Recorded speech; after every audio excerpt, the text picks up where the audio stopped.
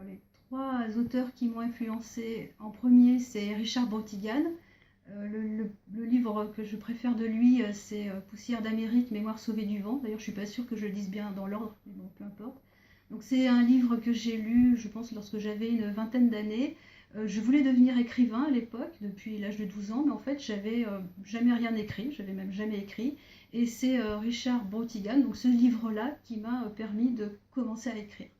Bon, j'ai écrit pendant une dizaine d'années avec des fortunes diverses et j'étais un petit peu perdue dans des choses qui ne me ressemblaient pas. Bon, je ne savais pas trop où j'allais et j'ai découvert un autre auteur, donc 10 ans plus tard, c'est Yoko Ogawa et le livre que j'ai découvert en premier de cette jeune femme, c'est La piscine.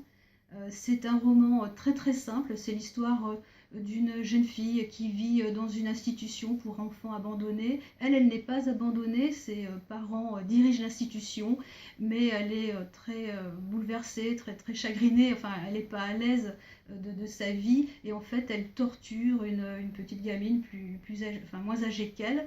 Bon, dans ce livre, moi, ce qui m'a surtout plu, c'était cette simplicité, le jeu, le présent, et on était au plus près des bouleversements de cette jeune fille.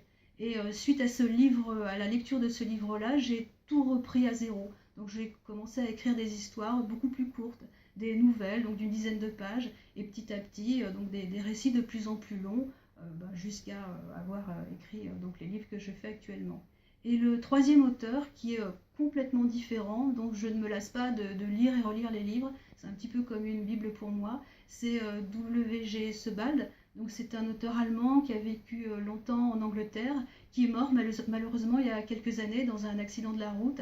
Et en fait, il n'écrit pas vraiment des romans, il écrit des réflexions sur la mémoire, il mêle en même temps des images d'archives, mais en fait, ce n'est pas des vraies images, hein, c'est un montage, c'est quelque chose de totalement inventé. Et je ne pourrais pas vraiment citer de livres de lui parce que en fait, je les mélange tous, donc je les lis tous les uns après les autres. Il n'y a pas vraiment d'histoire dans chaque livre, et pour moi, c'est vraiment une œuvre complète et très originale.